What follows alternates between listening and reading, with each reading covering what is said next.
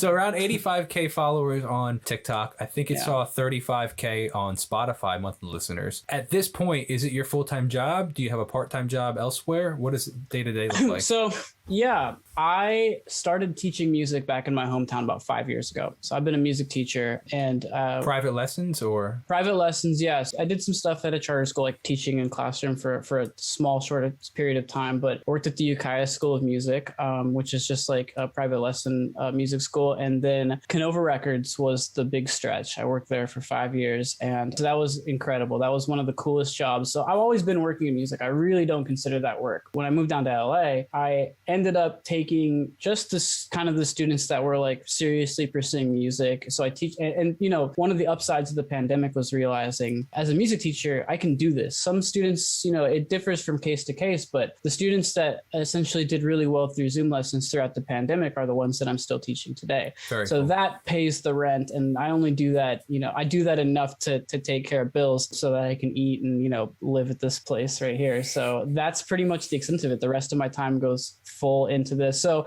a couple hours a week working and teaching. It's definitely like before I left, I had like 50 students. Wow. So that was like my full time. And that was great. But now I would say 80 to 90% of my time is sitting right here and and doing just writing, essentially writing and recording. Man. Yeah. No, it's phenomenal.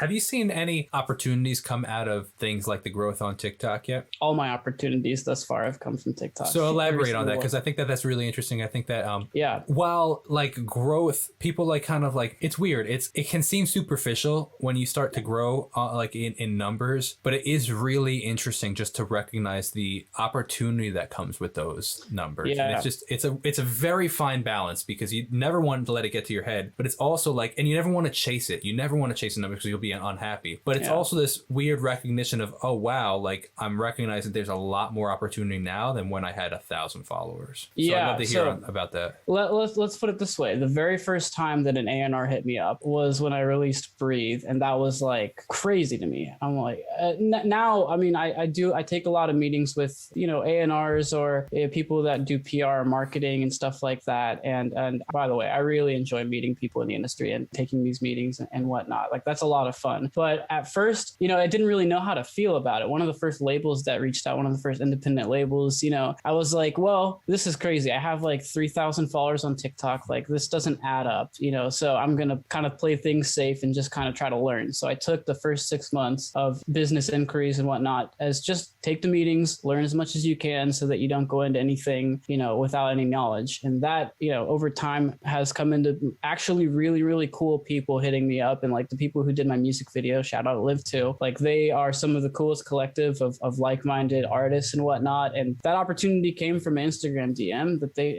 found me on TikTok. And that's just the beginning. Like my manager I met through TikTok, all the partnerships that I've worked on so far, a lot of artist collaborations have just been through people seeing a video on their For You page being like, I guess, like, who is this? Let's reach out, and then taking it from there. So I don't necessarily think that I get caught up in the idea of it because it's exciting and it's just something that's somewhat normal now. And that kind of just comes with it. And with that being said, there's a lot of things that are not necessarily good opportunities or just like bad things that come through, and you kind of just have to learn how to filter through. But, you know, I talk to everyone, anyone who reaches out, you know, I want to hear what they have to say. And I just find it fascinating, honestly. The industry